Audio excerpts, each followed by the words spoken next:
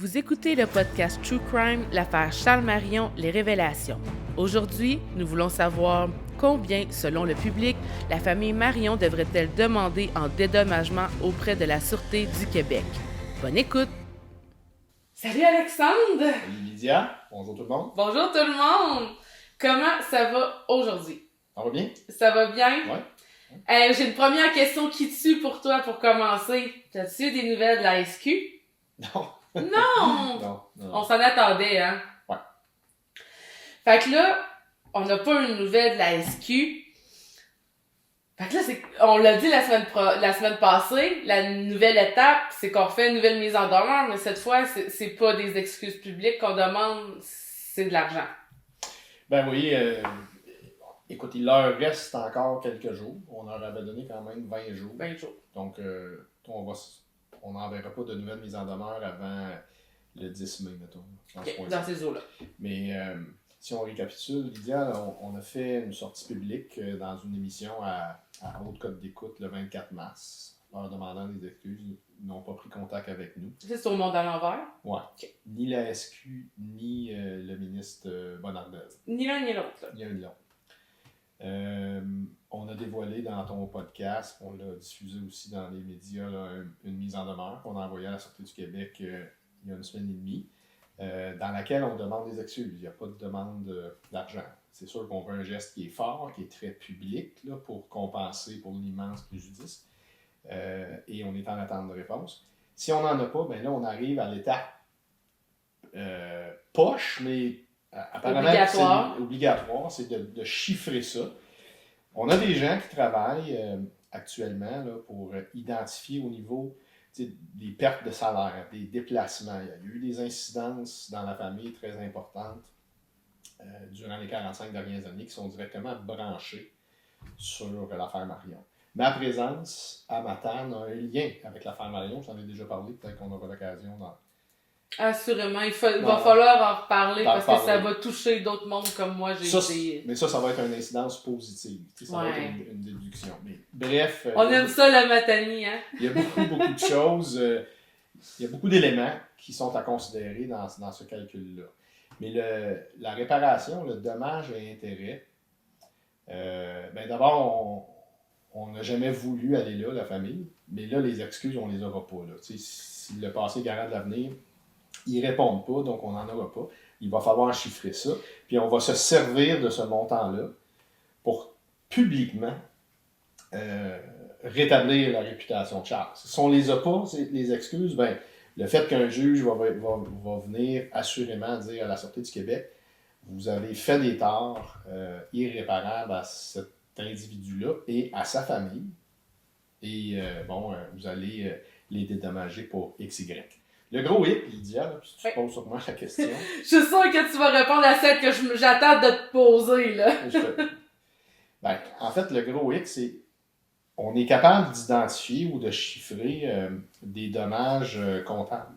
Ce qui est très difficile à identifier, c'est le dommage et intérêt là, pour l'ensemble du dossier. On nous dit qu'aux États-Unis, ce sont de gros montants. Au Québec, c'est un peu plus sobre. Mais j'ai peut-être besoin, moi, de l'opinion du public. Comment fait-on pour... Mais avant de leur poser la question, là, je voudrais que tu leur expliques pourquoi pourquoi vous avez décidé de leur demander des excuses avant de demander tout de suite de l'argent. Parce que, tu sais, après 45 ans, vous auriez pu demander tout de suite de l'argent. Pourquoi tu as préféré faire cette étape-là? Puis, tu me l'as un peu expliqué avant, puis je pense que c'est important que les auditeurs le comprennent eux aussi. Pourquoi il y avait comme cette étape d'espoir là, de régler ça? Oui, bien sûr. En fait, toute cette paperasse-là, toutes ces énergies-là, on n'a jamais eu envie d'y aller. Mais on n'est pas capable de faire la paix avec la réputation qui a été salie, et avec les souffrances, l'isolement dans lequel a dû se réfugier mon grand-père durant les dernières années de sa vie, puis les conséquences que ça a eu sur la famille. C'est pas correct que ça reste comme ça, donc le geste le plus important quand on sollicite, qu'on espère et qu'on attend, ce sont des excuses nationales. Puis dans l'actualité, malheureusement, on voit il y a différents dossiers. Le dossier Camara sur l'île de Montréal, là, le monsieur qui était accusé à tort d'une agression. Je pense même que c'est un meurtre. Là, bon, ça s'est fini en cours. Jean Charest qui a demandé des excuses qu'il n'a pas eues, ça s'est terminé en cours. Oui, puis il y a une autre cause aussi, je me rappelle pas c'est laquelle, mais je pense que c'était avec des animaux. Puis, faudrait que je vérifie, là, mais le montant qui avait été donné était pas loin de celui de Jean Charest. J'étais comme, tu sais, on n'est même pas à une personne encore, là. Tu sais, d'avoir vécu aussi big, là. Mais tu sais, moi, sans faire de comparaison d'importance de cause, Charles Marion, là, pour ceux qui n'ont peut-être pas écouté les premiers épisodes, il s'est fait kidnapper. 2 individus sont sortis du bois, cagoulés, l'ont ligoté, transporté. Ils l'ont ensuite enterré, l'ont mis dans un espèce de réduit, là, dans le bois, là, en dessous de la terre. Vivant, là. Ils l'ont enterré vivant, carrément. Attaché avec des chaînes. Au début, c'était une chaîne à la cheville, à la taille, puis au cou. Et il a été là pendant 82 jours. En grande partie, c'est devenu le plus long enlèvement au Canada. En grande partie parce que la Sûreté du Québec a arrêté de le chercher, a émis une thèse à l'effet qu'il était probablement lui-même impliqué dans son enlèvement. La victime, elle est devenue un présumé. On a arrêté de le chercher. C'est pour ça que ça a duré 82 jours. Puis tu sais, pire que ça, parce que tu sais, pour ceux qui le savent pas, j'ai commencé à lire mes 82 jours de captivité. Puis sincèrement, vous allez avoir la chance de l'écouter vous aussi parce que je filme ma lecture, j'ai de la misère à le dire parce que je suis encore pognée dans le cœur quand j'en parle parce que c'est tellement dur ce qu'on lit, puis tu sais, c'est parce que je le sais que c'est vrai, tu sais. Puis même les prisonniers, ben pas les prisonniers, mais les coupables, à un moment donné, ils disent dans une lettre qu'ils ont publiée dans les journaux de l'époque que la police, genre, s'occupe tellement pas d'eux autres qu'ils se prennent maintenant pour des anges parce que selon la police, ils ont même pas kidnappé Charles Marion. Les méchants eux-mêmes écrivent ça dans une lettre au journal parce qu'ils disent, voyons, genre, on essaie d'avoir de l'argent, puis eux autres, ils nous ignorent. Mais tu sais, ça fait partie des choses parce que, tu sais, la police, ils ont intercepté des colis aussi. Puis là, je parle parce que j'ai vu ça, là. Mais ils ont intercepté des colis que c'était tes parents qui devaient recevoir, ton père, puis que finalement, ils ont même pas été capables d'avoir parce que c'est la SQ qui ont été plus vite à aller chercher les lettres et les documents à ce moment-là. Ben, en fait, dès la première journée, là, la famille travaillait avec les policiers. Là, les policiers de Sherbrooke la première journée, puis dès l'arrivée du GTI, là, du groupe d'urgence de la Sûreté du Québec avec eux. Mon père partait de la maison à Sherbrooke sur la rue Marie tous les matins. Il allait dans le bureau de Robert Ternier pour jaser avec lui. Qu'est-ce qui se passe? À tout retrouver pour poser des questions par rapport à ça. La ligne de communication téléphonique, on a tous les enregistrements avec les ravisseurs, c'était à la maison sur la rue Marie. Il y avait un policier de la Sûreté du Québec en permanence avec la famille à cet endroit-là.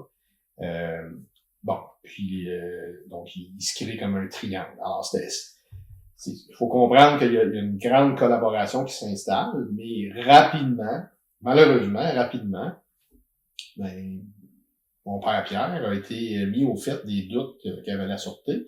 Puis ces doutes-là se sont transposés dans les médias par les soins de la Sûreté du Québec. Il y a eu des gestes de la Sûreté du Québec délibérés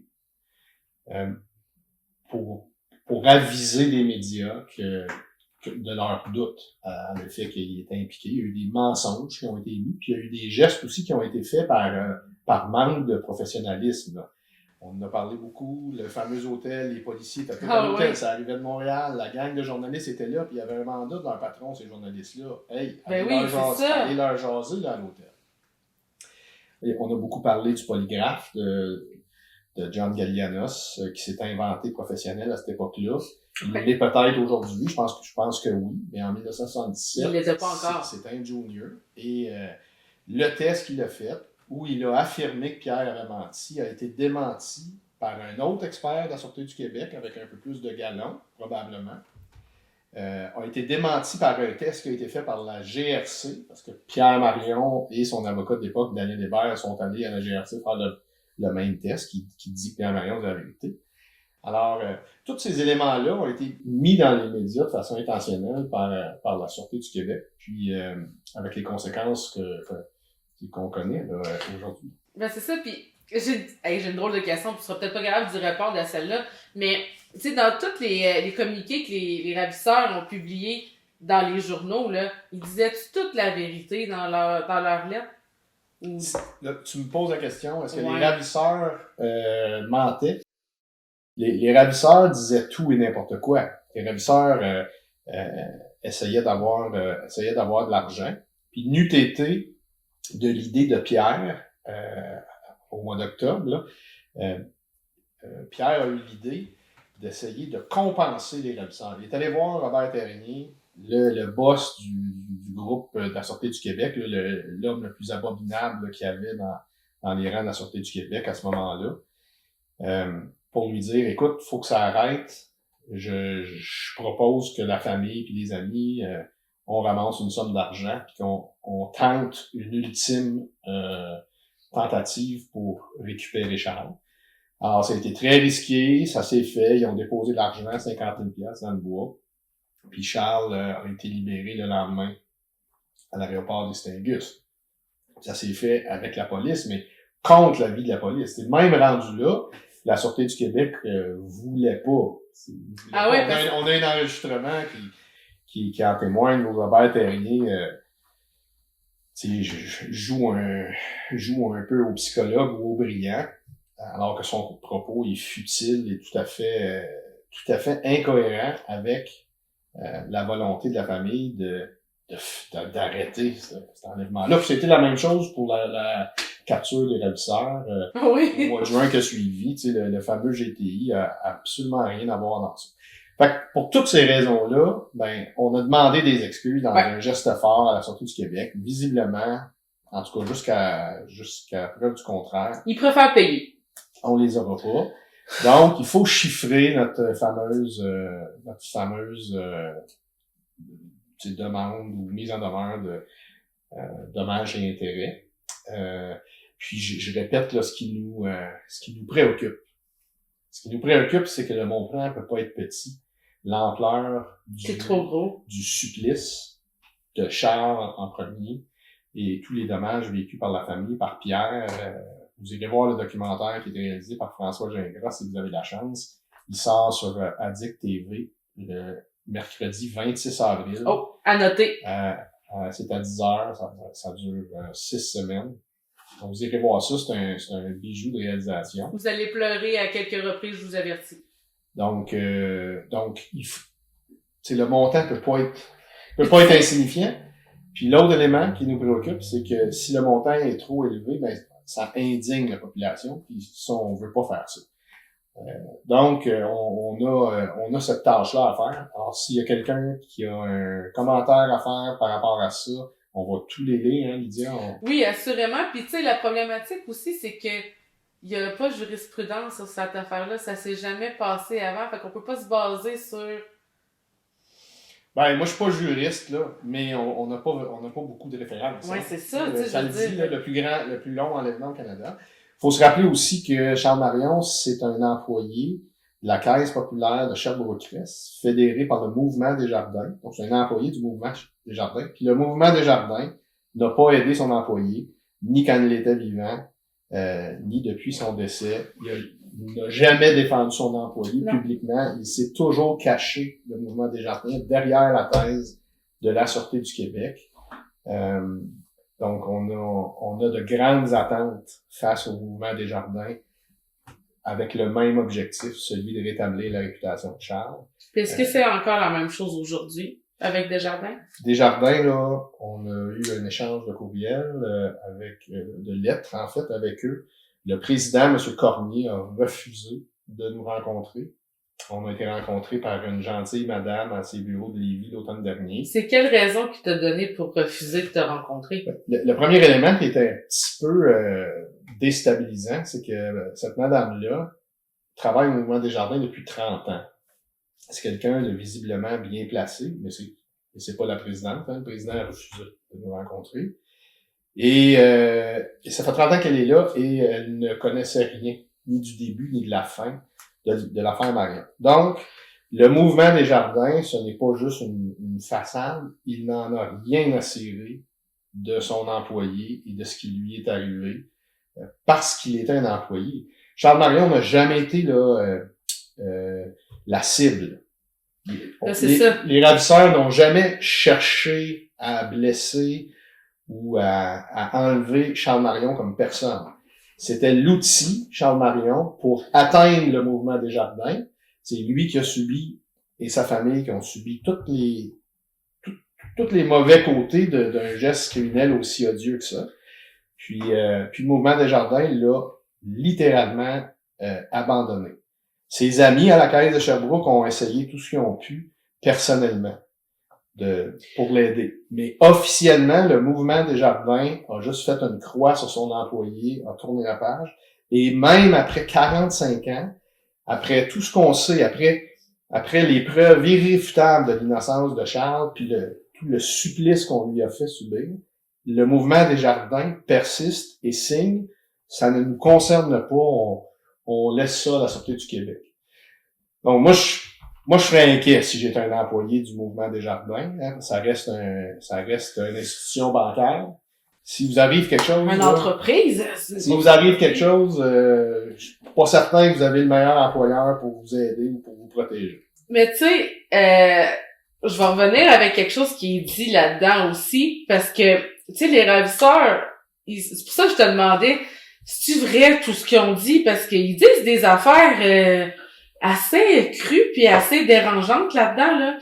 Entre autres, tu sais, ils disent que, tu sais, s'ils arrivent pas à avoir la rançon, tu sais, puis que Charles il meurt, ils vont s'attaquer à quelqu'un d'autre, puis que ils vont retourner le paradis en enfer, puis que là il y aurait eu des maisons d'employés qui se sont fait mitrailler, des bombes, puis les autres ils disent que c'est eux autres, mais juste ça là, c'est quoi, ça a été enterré? Je veux dire, tu sais, mettons là que t'es un employé de la caisse, puis ta maison se fait mitrailler là, puis tu sais qu'il y a un employé qui est non? Ben, écoute, je comprends que quand tu lis, Lydia, ça te surprend. On dirait qu'on lit un scénario de film. Carrément. Il y a plein de rebondissements. Ça reste, je pense, un petit groupe de crapules minables. Des gens... Pas des gens nono. Je pense qu'il était doté d'une certaine intelligence, mais... je pense qu'il était très intelligent. C'est un groupe de minables, de crapules, un évadé de prison... deux, trois personnes mal engueulées, qui se sont fait un projet pour extorquer de l'argent à la caisse. Il y avait des projets pour d'autres aussi, là, ça se limitait pas. Ah ouais, hein? Puis d'ailleurs, ça me fait penser, tu me disais, en parlant des crapules, justement, là, parce qu'on le sait que notre cher Michel de Varenne, il était impliqué dans 2 affaires parce qu'il était évadé de prison. Mais notre deuxième moineau, là, Claude Valence, je pense qu'il est impliqué dans d'autres choses, lui aussi, j'ai cru comprendre.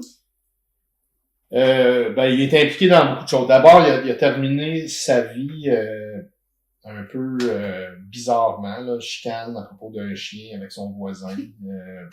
Je pense que c'est son voisin qui a gagné parce qu'il a reçu une balle dans la tête. Oh. Alors, je souhaite pas de tel malheur à personne, mais je pense qu'il a organisé sa vie pour que ça finisse. C'est ce qu'on appelle le karma, en général. Pour finir comme ça. Michel de Varenne, que Catherine et François, à la réalisation du documentaire, ont réussi à convaincre de parler à l'écran.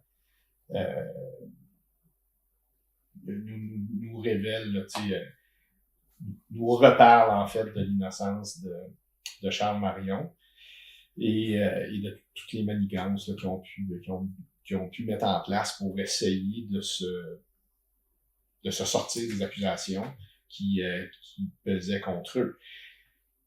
Je vais vous parler d'une thèse. La Sûreté du Québec va souvent affirmer qu'elle utilise des techniques d'enquête et qu'elle a une certaine liberté pour utiliser ces techniques d'enquête-là.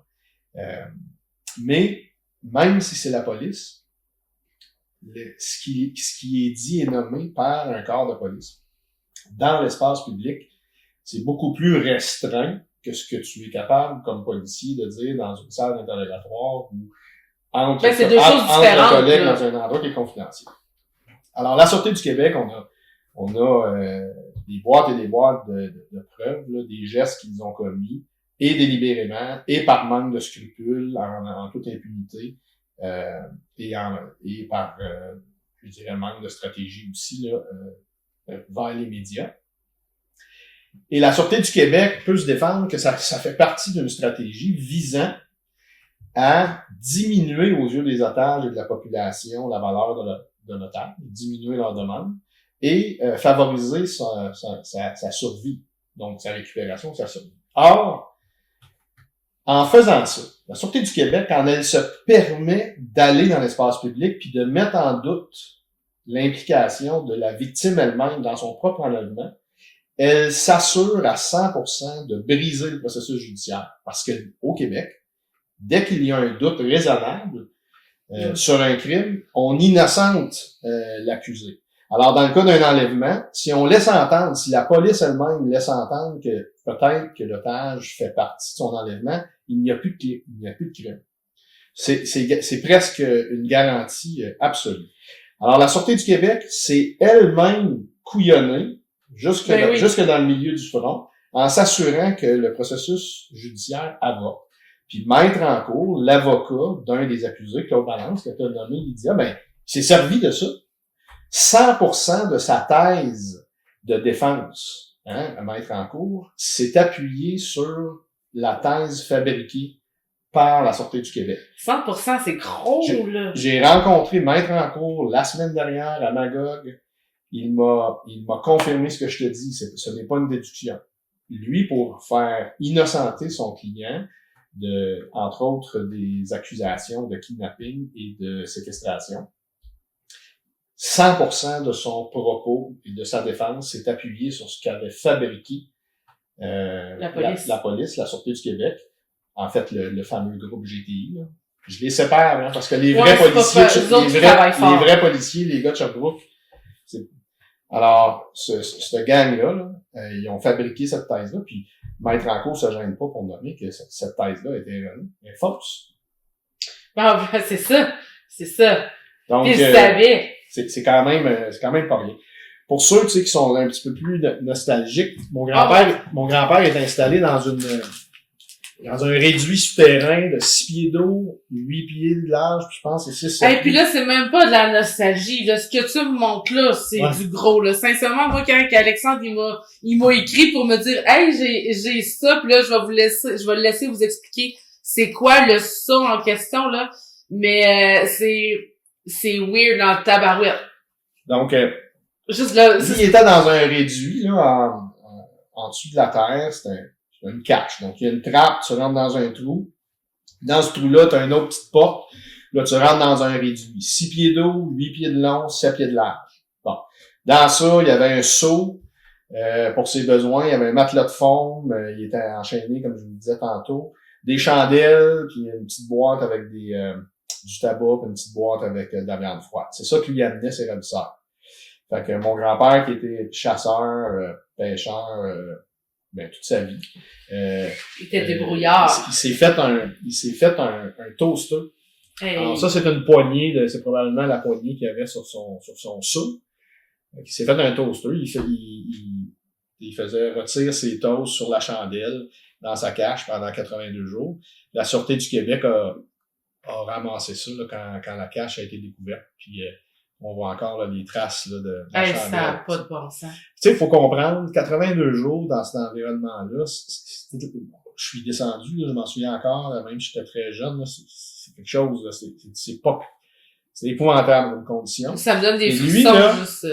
Chaque geste, c'était comme une cérémonie, là, parce que l'autre ennemi, il y a les conditions, l'humidité, les rats, les souris, il y a tout ça, mais il y a le temps. Le temps, là, tu te réveilles le matin là, dans ce place-là, t'as 14-15 heures d'éveil. Là, déjà, t'as plus de conscience du matin, du jour, t'as pas de lumière, t'as rien. Là. Fait que moi, je le connais, mon grand-père, puis je regarde ça, puis je me dis, là, ça devait y prendre un bout de temps à aller faire ses toasts, mais il devait être parfait. Ah, c'est sûr! Quand il avait fini de les faire. Puis tu sais, dans le livre, c'est un peu ça qu'il dit, hein. Mais je voudrais le montrer plus proche à la caméra si ça te dérange pas. Hey, moi je suis comme, oh mon Dieu, c'est moi qui l'ai dans les mains, j'en reviens pas. Mais c'est ça qu'il dit dans son livre aussi, hein.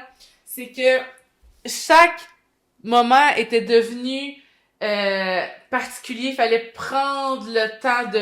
Le moment présent, lui, on peut dire qu'il l'a vraiment vécu, hein. Ouais. Fait que, pour ceux qui en intéressent, pour ceux qui aiment la lecture, Lydia vous a montré un livre tantôt, Les 82 jours de captivité. Ça, c'est un gars de Québécois qui a écrit ça, mais suivant des entretiens avec mon grand-père avant le procès. Donc, grand-père, il est sorti du trou, il a été libéré en octobre. Ça, c'est sorti là quelque part au début de l'année 1978. Deuxième livre, écrit par son fils, mon père, Victime au banc des accusés. C'est sorti en 2012. Est-ce que vous l'avez encore, celui-là aussi? Oui. Parce que ils sont pas capables de l'avoir à la librairie. Ah non, c'est pas un éditeur qui lui, tu vas l'avoir en librairie, l'autre aussi, celui-là en librairie, je sais pas ça. Non, j'ai essayé. Okay. Puis ben il y a celui-là, le dernier, qui a été écrit puis qui est sorti à peu près en même temps que le documentaire. Il s'intitule Le 82 jours, l'affaire Charles Marion. Ton père, il a dû avoir... Une bien belle famille. Ah, oui. Ton père doit avoir eu de la difficulté à écrire ces livres-là, hein? Parce que c'est quand même une grosse partie de sa vie, à lui aussi, là. Ouais, ben, je doute pas qu'il y a dû y avoir des moments pénibles, mais j'ai souvent entendu dire que écrire, quand tu vis des moments ça libère, tough, il y a quelque chose de thérapeutique dans ça. Ce que je peux te dire par rapport à Pierre, c'est que il m'a encore dit récemment que de toute sa vie, Pierre il a 76 ans aujourd'hui, il n'y a pas une journée dans sa vie où il n'y a pas eu une pensée pour cette histoire-là. Donc, c'est pour ça qu'il mérite de mettre un point final à l'histoire, là. Ouais. Ben, c'est ça qu'on essaie de faire ardemment avec la Sûreté du Québec, puis avec la population en général. Fait que vous voyez à quel point votre aide est importante. Tu sais, c'est pas juste Charles, là, qui est touché, là. Tu sais, ton père, il vit encore ça au quotidien, toi aussi, parce que tu t'es embarqué dans cette histoire-là. Puis j'en vais profiter pour faire un parallèle, parce que là, tu m'as apporté des beaux enregistrements assez intéressants. Ouais, le premier, Lydia, c'est celui qui est sur le tape 5 à 3e minute. Je vous fais une entrée en matière. Monsieur Fernand Grenier, député, je me souviens plus, c'est Union nationale, de Lac-Mégantic, dans les années 70. C'est un gars, ça, qui s'est fait, c'est un gars qui fait un peu de la politique, je pense, dans ces années-là, parce que il y a quelqu'un qui a ouvert le feu sur lui à 3 reprises. Je pense qu'il n'a pas été atteint. Mais je vous fais écouter ça parce que...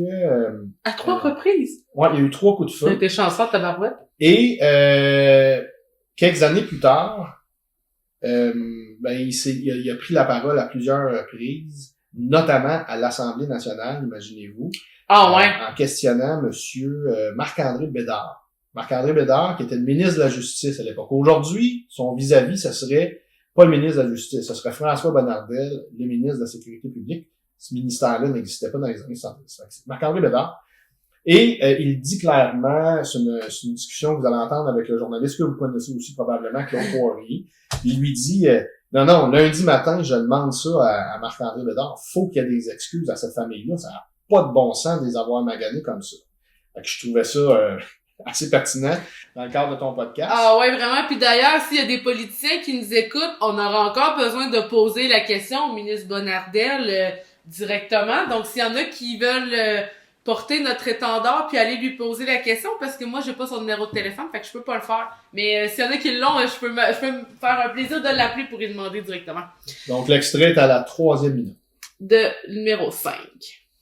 Je vais monter mon son. Et quand on lui a demandé de blanchir les gens de la famille Marion, je pense qu'on avait raison et les preuves en sont maintenant faites. Quant au détenu Claude Valence, ce n'est pas la première fois que j'entends parler de lui. Et déjà, vous étiez sur les ondes le soir de 1970 quand cet homme est venu remettre la caution d'un homme qui m'avait tiré pendant la campagne de 70. Et j'ai hâte d'être de retour pour en faire avancer cet événement un peu couple de pas par en avant.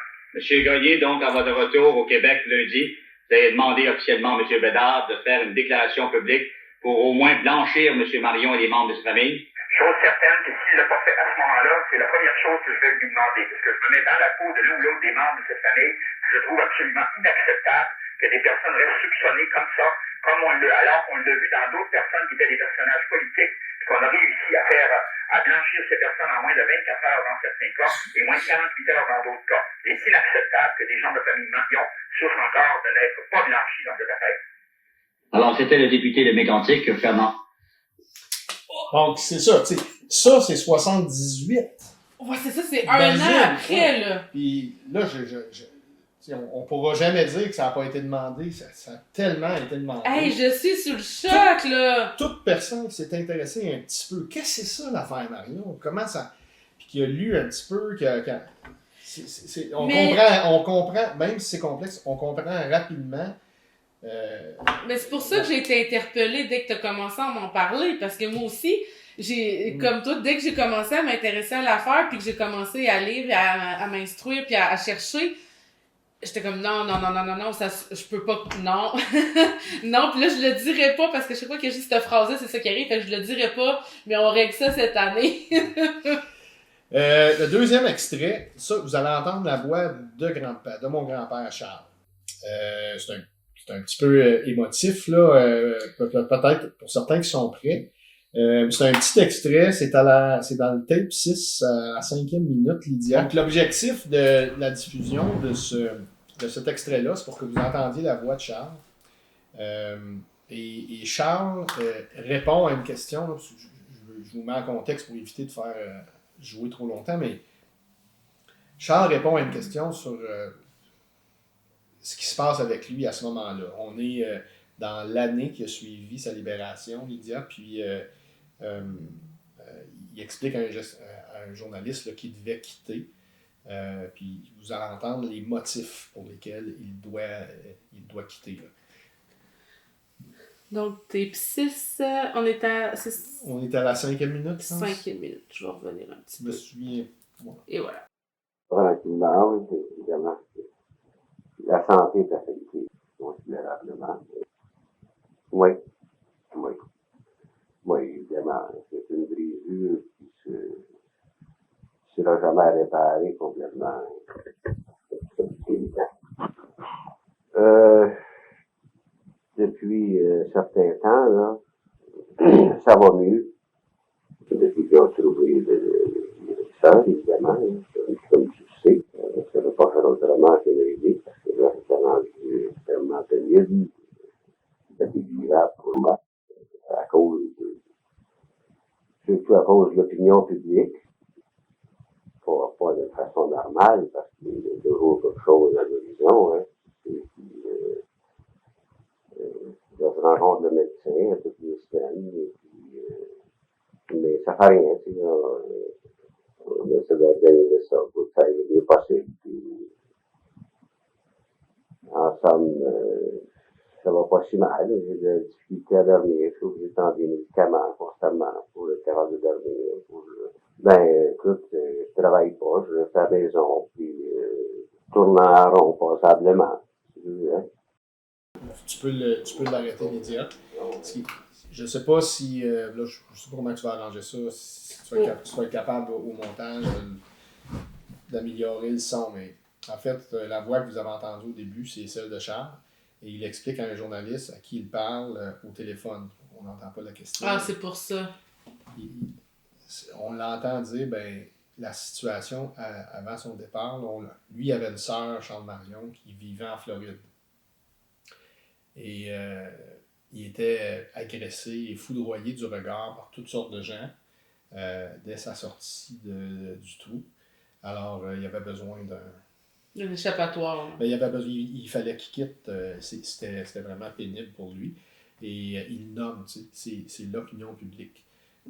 J'ai pas souvenir que mon grand-père n'en ait jamais voulu au public. Il comprenait très bien qui s'était fait manipuler. D'où venait le problème dans l'opinion publique. Puis tu sais, le pire, c'est que oui, il a été en Floride, mais il s'est fait pourchasser là-bas. Là. Oui, il y a un gars de je me souviens jamais si c'est Photopolis ou Allopolis. Encore une fois, vous allez le voir dans le documentaire. Vous allez voir des belles photos. Tu sais, quelqu'un... je le sais que je devrais être plein de réserve, mais... Ah, moi, je le serais pas. On voit que c'est une personne fragile, tu sais, vraiment, là, fragile. C'est sûrement un très bon photographe. C'est tout le reste qui semble être un petit peu c'est ça. en péril. Mais je vais laisser les auditeurs se faire leur propre... Ah ouais, puis tu sais, vous allez le voir, là, si vous écoutez le documentaire qui va commencer la semaine prochaine, là, mais pour reprendre une expression qui a bien fait rire ta conjointe, j'aurais mangé le bas des murs, là. Tu sais, sincèrement, là, il y a bien des affaires dans ce documentaire-là qui me trigger, là, direct. Puis, écoute, Lydia, moi, j'ai toujours énormément de plaisir quand je viens te parler, même si le sujet il est un peu dramatique. Aujourd'hui, on va être obligé de couper assez court, mais je voudrais quand même terminer avec le dernier extrait, qui est en lien avec le toaster de Charles. Comme on disait, chaque moment de la journée, quand il était en captivité, avait une grande importance. Là. Faire rôtir son pain le matin, c'était une grosse affaire. Puis chaque matin, ça commençait par la rédaction d'une lettre. Il écrivait une lettre à ma grand-mère Denise. Et on a un extrait d'entrevue là, où on parle de ces lettres-là. Vous allez entendre Denise s'adresser au ravisseur. J'aimerais que vous nous racontiez, M. Marion, parce que des spécialistes ont fait la remarque que c'est vraiment remarquable que vous n'ayez pas perdu votre raison. Vous auriez pu devenir fou 82 jours dans l'obscurité, dans l'humidité, sans parler à personne. J'aimerais que vous nous parliez maintenant de quelle façon vous aviez organisé votre petite vie dans votre petit monde, là, bien à vous dans cette cachette. C'était ma plus grande inquiétude, ça, de perdre la tête. Alors, j'ai orchestré de chacune de mes journées, j'avais tout un programme. Le matin, tous les matins, j'écrivais à mon épouse Denise, j'avais l'impression de communiquer avec elle, de lui donner des directives, de savoir comment procéder, de voir quel notaire pour régler la succession, si tu veux, puis de faire une répartition de ce qu'on pouvait avoir. Et puis, tous les jours, j'écrivais. Et à un moment donné, quand c'était rendu au désespoir, je calculais à peu près que c'était fini, disons vers le milieu, j'ai supplié un des ravisseurs de bien vouloir remettre ces lettres-là à mon épouse. As-tu réussi à leur pardonner? Je pense que oui. Ah ouais? Je pense qu'elle a fait la paix avec la portion publique. Donc, ça a été plus difficile, je pense, pour ma grand-mère. Puis il y a plein d'autres personnes dans la famille qui seraient mieux placées que moi pour expliquer ça. Mais elle a fait la paix, je pense, à un certain moment donné avec le public en général. Parce qu'elle aussi, à force d'y réfléchir puis d'en discuter, surtout avec mon père, elle a compris là, d'où ça venait. T'sais. C'est vraiment la Sûreté du Québec. Puis, la Sûreté du Québec, cachette, ça c'est clair, elle n'aura jamais pardonné. Là. C'est impardonnable ce qui a été fait. On peut pas réparer les torts que cette organisation-là a fait. C'est irréparable. Mais on peut essayer d'obtenir une certaine justice réparatrice. Et c'est le but de la démarche là, qu'on a entrepris. Puis tu sais, souvent, là, on dit à la légère, là, quand on s'imagine des situations du genre, là, tu sais, comme moi, j'ai 2 filleuls, là, puis je dis tout le temps, si quelqu'un leur ferait du mal, je sais pas qu'est-ce que je ferais à ces personnes-là, tu sais. Mais vous autres, vous avez vraiment été dans cette situation-là, là, sincèrement, là, je sais pas comment tout décrire votre courage, votre force, votre résilience à travers cette épreuve-là. Sincèrement, là, pis tu sais, je sais que ça doit être énormément dur, là, mais vous êtes tellement une famille forte, là. Sincèrement, là, Merci. C'est pas n'importe qui aurait été capable de traverser, ne serait-ce qu'un... Hey! Nous autres... Je m'en allais sacrer. Nous autres, on chiale parce que des drag queens qui lisent des histoires aux enfants dans les écoles. Tu sais, je veux dire, on s'entend-tu qu'on pourrait, pour une fois, mettre les priorités aux bonnes places, puis tu sais, comme là, on pourrait faire une vraie différence, puis vous aider à régler ça. Fait que tu sais, moi, je refais un appel à vous tous. Sincèrement, là, C'est ça. Mais je réitère le message du début.